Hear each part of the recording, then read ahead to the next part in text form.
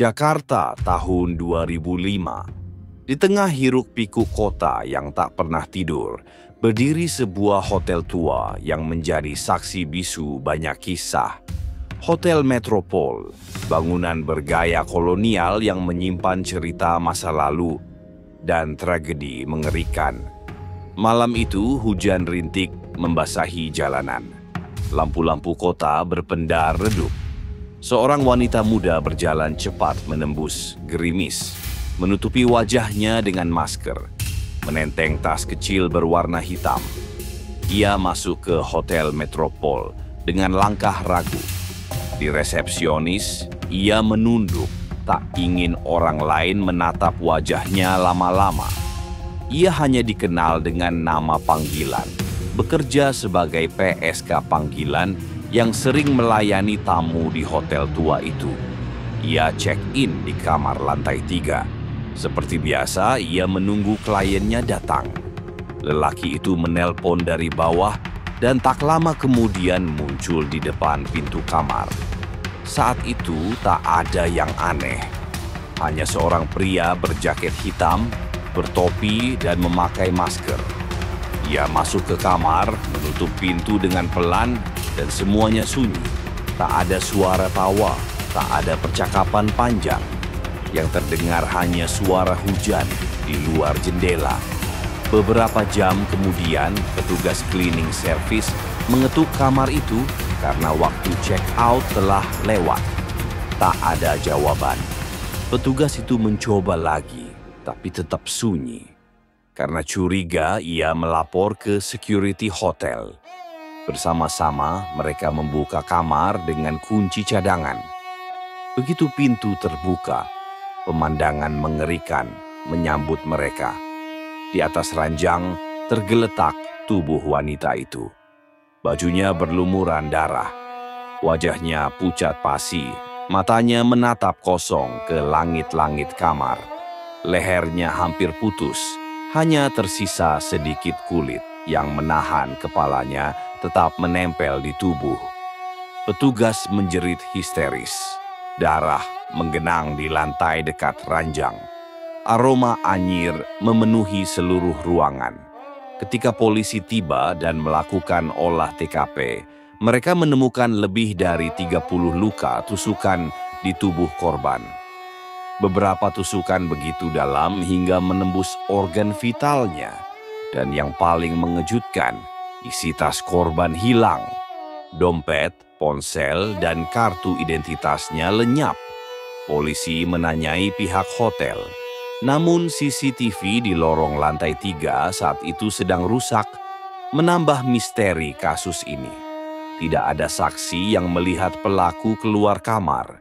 Hanya satu orang resepsionis yang ingat. Malam itu ada pria bertopi dan bermasker yang terlihat terburu-buru saat keluar hotel, menundukkan kepala dalam-dalam, lalu menghilang di telan hujan. Investigasi terus berjalan. Polisi menelusuri riwayat telepon korban, mencari siapa saja yang menghubunginya malam itu. Namun, data yang mereka dapat minim. Satu-satunya petunjuk hanyalah panggilan dari nomor tak dikenal yang ternyata menggunakan SIM card terdaftar dengan identitas palsu. Kasus ini pun menemui jalan buntu. Yang lebih mengerikan, setelah kejadian di Hotel Metropol itu, polisi menemukan pola pembunuhan serupa di beberapa hotel lain di Jakarta dan kota sekitarnya. Semua korbannya adalah PSK panggilan. Semua dibunuh dengan luka tusukan puluhan kali, dan semua kehilangan dompet dan ponsel.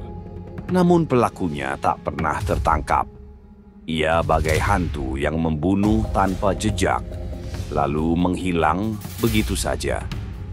Banyak yang percaya pelaku adalah psikopat pemburu wanita. Ia tak hanya membunuh untuk merampok, tapi juga menikmati penderitaan korbannya.